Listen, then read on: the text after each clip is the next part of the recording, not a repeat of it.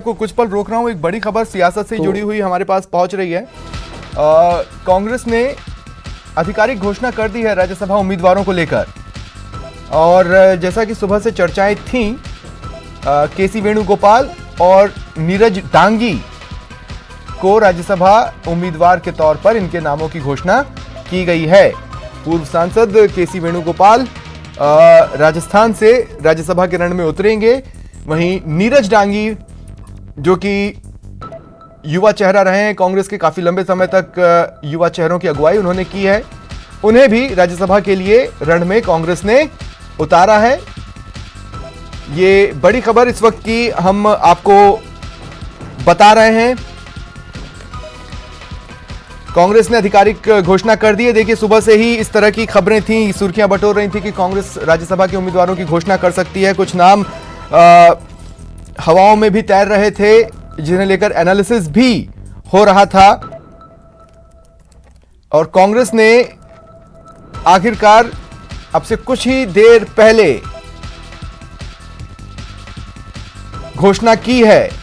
और जैसा कि कहा जा रहा था, युवा नेताओं को मौका मिल सकता है, तो इस कड़ी में नीरज डांगी का नाम सामने आया है। कई नाम चर्चाओं में थे, लेकिन इस नाम ने बाजी मारी है। आलाकमान ने मंथन के बाद नीरज डांगी के नाम को आगे बढ़ाया है। वहीं केसी वेणुगोपाल, इन्हें भी संगठन का अच्छा खासा अनुभव है, और जैसा कि माना जा रहा था कि उम्मीदवारों के नाम लगभग तय हो चुके हैं, उनकी आधिकारिक घोषणा कभी भी हो सकती है, और वो आधिकारिक घोषणा इस वक्त हो चुकी है। 14 मार्च को माफ कीजिएगा, 17 राज्यों की 55 राज्यसभा सीटों के लिए जल्द ही इसी महीने 26 मार्च को चुनाव होने हैं। जिन राज्यों में राज्यसभा चुनाव होना है, वहां पर सियासी घमासान मचा ही हुआ था, और इस बीच मौजूदा सियासत भी बहुत गर्म चल रही है। सियासी खेल जो इस वक्त देश देख रहा है, उसके बाद ये खबर सामने आई कि राजस्थान से कांग्रेस राज्यसभा उम्मीदवारों के नाम तय कर चुकी है, आधिकारिक घोषणा होने वाली है। लेकिन किन्हीं कारण से ये आधिकारिक घोषणा होने में थोड़ा वक्त लगा। 2 नाम जो तय किए गए हैं, एक तो कांग्रेस के राष्ट्रीय महासचिव केसी वेणुगोपाल का है, और दूसरा नाम है नीरज डांगी का, जो फिलहाल प्रदेश कांग्रेस के महासचिव भी हैं।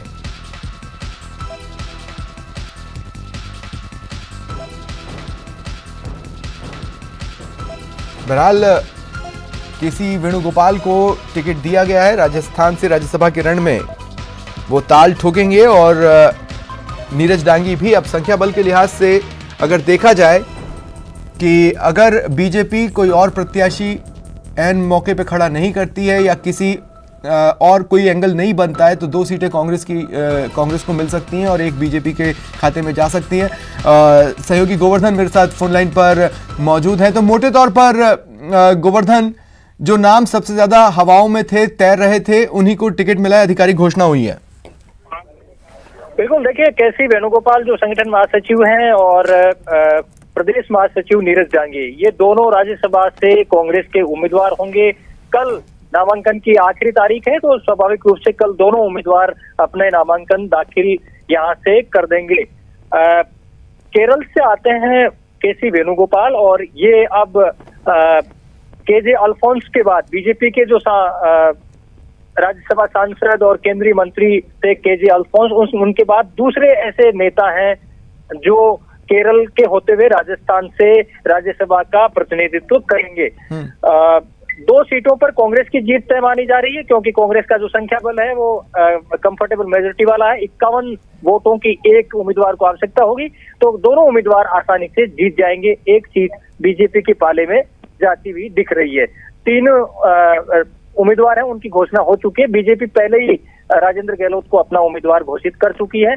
कल दोनों पार्टियों के जो उम्मीदवार हैं, ये अपना नामांकन दाखिल कर देंगे, और अगर बीजेपी अपना दूसरा उम्मीदवार नहीं उतारती है, तो यहाँ पर चुनाव करवाने की आवश्यकता नहीं होगी। जी ठीक है। अब मैं आपसे ये पूछना चाहता हूँ कि ये नाम राजस्थान के लिए क्या टेबल पर लेकर आते हैं? देखिए, राजस्थान के लिए टेबल पर ये लेके आता है, एक तो वेणुगोपाल का अगर देखा जाए राजस्थान से, तो राजस्थान से पहला कनेक्शन तो ये रहा कि जब अभी विधानसभा चुनाव हुए थे उस वक्त ये ऑब्जर्वर बन करके आए थे कि कौन सीएम होगा। जब अशोक गहलोत को सीएम बनाया गया था उस वक्त ये ऑब्जर्वर बन करके यहाँ पर राजस्थान आए थे। दूसरा, एक संगठन महासचिव कांग्रेस में पावरफुल पद होता है और वो जिस राज्य से प्रतिनिधित्व करते हैं तो कांग्रेस के नीति निर्णय में उस राज्य की भागीदारी थोड़ी बढ़ जाएगी। राजस्थान का प्रतिनिधित्व हो चाहे उनकी राजस्थान की जो आवाज है वो प्रमुखता से एआईसीसी के भीतर और कांग्रेस के हलकों के भीतर सुनी जाएगी। एक तो असर होगा ये। दूसरे जो कैंडिडेट है राजस्थान से नीरज जांगी, ये दलित समुदाय से आते हैं तो दलित समुदाय कांग्रेस का परंपरागत वोट बैंक रहा है। इस समुदाय को मैसेज देने के लिए और उनकी जो बैकग्राउंड है वो यूथ कांग्रेस से भी आता है, तो दोनों तरह के मैसेज हो गए कि जो एक आम कार्यकर्ता है जो पार्टी के कैडर से जुड़ा हुआ है, चाहे वो उसने एनएसयूआई और यूथ कांग्रेस में काम करते करते यहाँ तक पार्टी में आया है, उसको मैसेज देने के हिसाब से भी ये नाम काफी महत्वपूर्ण है। तो दोनों तरह के मैसेज इन नामों में है नीरज जांगी के लिहाज से। हालांकि उनको लेकर के कई हलकों में पहले असमंजस की स्थिति भी देखी गई थी, विरोध की स्थिति भी देखी गई थी, लेकिन अंततः नीरज जांगी का कांग्रेस के कैडर से जुड़ा हुआ होना सब तरह के विरोध पर भारी पड़ा और उनको कांग्रेस हाईकमान ने उम्मीदवार बनाया है। तो फिलहाल दोनों जो सीट है राज्यसभा की उन पर कांग्रेस ने अपनी स्थिति स्पष्ट कर दी है, दोनों पर अपने उम्मीदवारों की घोषणा कर दी। जब प्रोज एंड कॉन्स की बात होगी गोवर्धन, तो जैसे कि हम प्रोज देख रहे हैं, हम अगर कॉन्स को भी खंगालने की कोशिश करें, हालांकि तकरीबन तय नजर आता है कि अगर जैसा कि आपने भी कहा कि अगर और कोई एंगल नहीं डेवलप होता है तो फिर ऑटोमेटिकली ये राज्यसभा जा रहे हैं और एक बीजेपी से राजेंद्र गहलोत जा रहे हैं। मैं अगर कॉन्स के हिसाब से बात करूं तो देखिए केसी वेणुगोपाल ऑब्जर्वर के तौर पर आए थे, संगठन में उनका अच्छा खासा योगदान रहा है और वो भी पार्टी के थिंक टैंक में गिने जाते हैं, लेकिन 2019 के लोकसभा चुनावों में उन्हें हार का सामना करना पड़ा था। वहीं नीरज जांगी यूथ का चेहरा है, यूथ कांग्रेस के प्रदेश अध्यक्ष रह चुके हैं, लेकिन जब विधानसभा चुनाव में ताल ठोकी तो 3 बार उन्होंने झटका खाया है। तो एज सच ये अपने साथ क्या मास अपील लेकर आएंगे राजस्थान के लिए? नहीं, देखिए इसमें मास अपील की जहां तक बात है, राज्यसभा बनी ही उन लोगों के लिए है जो प्रत्यक्ष निर्वाचन से जीत करके नहीं जा सकते, जनता में जिनका उतना जनाधार नहीं होता कि जो चुनाव जीत करके जा सके, इसलिए ही राज्यसभा बनी हुई है। तो जहां तक मास अपील का सवाल है, उससे ज्यादा मैसेज, जो एक राजनीतिक मैसेज दिया जाता है, उस लिहाज से नीरज जांगी का नाम ज्यादा महत्वपूर्ण है। केसी वेणुगोपाल क्योंकि केंद्रीय कोटे से यहाँ पर आए हैं कि उनको किसी न किसी राज्य से भेजा जाना था। आमतौर पर होता यही है कि जब 2 सीट हो तो एक सीट केंद्र के कोटे से आती है और एक राज्य का नेता है वो आता है, तो वही फार्मूला यहाँ पर अपनाया गया है। संगठन महासचिव वेणुगोपाल को एक सीट के तौर पर उनको उम्मीदवार बनाया गया और दूसरी सीट नीरज जांगी के तौर पर स्थानीय नेता को देने का प्रयास किया गया, लेकिन नीरज जांगी में मैसेज वाली पॉलिटिक्स की टिपी हुई है क्योंकि दलित समुदाय से वो आते हैं और ये वर्ग कांग्रेस का परंपरागत वोटर रहा है और इस समुदाय से अब तक ये मांग चलती आ रही थी कि उनको प्रतिनिधित्व राज्यसभा में कांग्रेस में नहीं दिया गया है, तो उस मांग को भी पूरा किया गया है। पिछले दिनों कई जो एससी एसटी के समुदाय के जो प्रतिनिधि मंडल है उन्होंने अलग अलग जगहों पर कांग्रेस में जाकर के डिमांड रखी कि एससी समुदाय को प्रतिनिधित्व राज्यसभा में दिया जाना चाहिए और शायद वो पैरवी, वो मैसेज है वो काम कर गया और नीरज जांगी को राज्यसभा में मौका देने का फैसला किया गया, उनको उम्मीदवार बनाने का फैसला शायद उसी अपील के तहत, उसी मैसेज के जरिए किया गया है। सुबह ये भी खबरें थी गोवर्धन की जो आज शाम तक शायद केसी वेणुगोपाल जब अविनाश पांडे आ रहे थे उन्हीं के साथ आ जाएंगे, उस वक्त भी कुछ अटकलें सियासी हलकों में सुनाई देने लगी थीं। अब क्या जानकारी मिल रही है? नहीं, देखिए अब उम्मीदवारों की आधिकारिक घोषणा हो चुकी है, तो अब इस तरह की कोई विरोध या हलचल जैसी कोई चीज सामने आने का सवाल ही पैदा नहीं होता। ये विरोध और इस तरह के जो सड़कों पर जो प्रदर्शन है वो आमतौर पर विधानसभा के जो चुनाव होते हैं उस वक्त देखने को मिलता है। अब वो सारी चीजें खत्म हो चुकी क्योंकि राज्यसभा के चुनाव में जो लॉबिंग है, जो भी पैरवी की जानी चाहिए, वो बिहाइंड कर्टेन चलता है, सब कुछ पावर गैलरी का एक गेम चलता है, वो सामने दिखता नहीं है।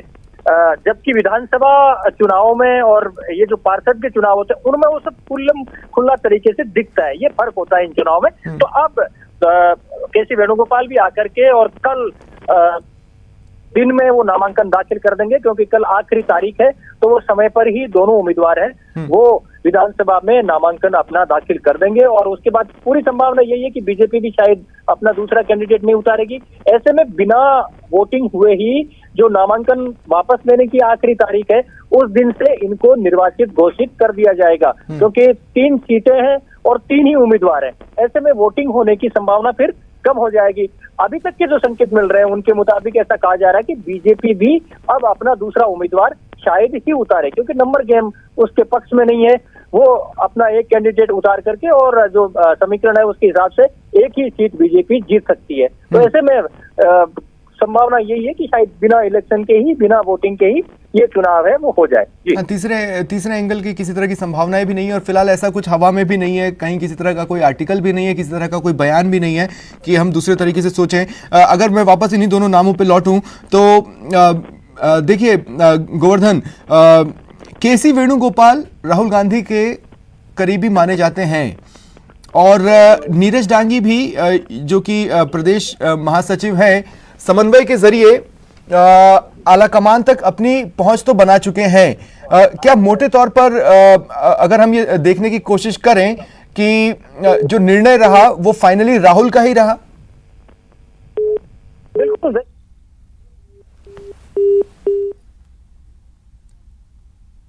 गोवर्धन, मेरी आवाज मिल रही है आपको?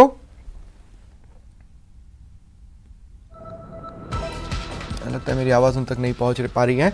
बहरहाल आपको बता दें कि राज्यसभा चुनावों के लिए बीजेपी ने पहले ही घोषणा कर दी थी, राजेंद्र गहलोत के नाम की उन्हें उम्मीदवार घोषित किया।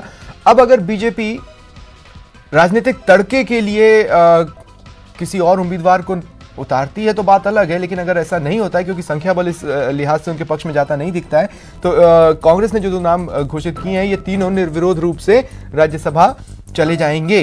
आधिकारिक घोषणा का ऐलान था, आधिकारिक ऐलान का इंतजार था। चर्चाएं इन्हीं 2 नामों की सुबह से चल ही रही थीं। हमने आपको ये बताया था, सूत्रों के हवाले से बड़ी खबर दी थी कि केसी वेणुगोपाल और नीरज डांगी के नाम तय कर लिए गए हैं, लेकिन आधिकारिक ऐलान थोड़ा सा डिले हो रहा था और अब आधिकारिक ऐलान इन नामों का कर दिया गया है। और देखिए, इस ब्रेकिंग के कारण हम अपने डिबेट के मुद्दे से थोड़ा भटके ज़रूर, लेकिन अब समय ये कह रहा है कि ज़्यादा अब समय बचा नहीं है, इसलिए मेरे साथ जो गेस्ट थे मैं उन सभी का धन्यवाद करता हूं मेरे साथ चर्चा में शामिल होने के लिए। फिलहाल इतना ही, नमस्कार।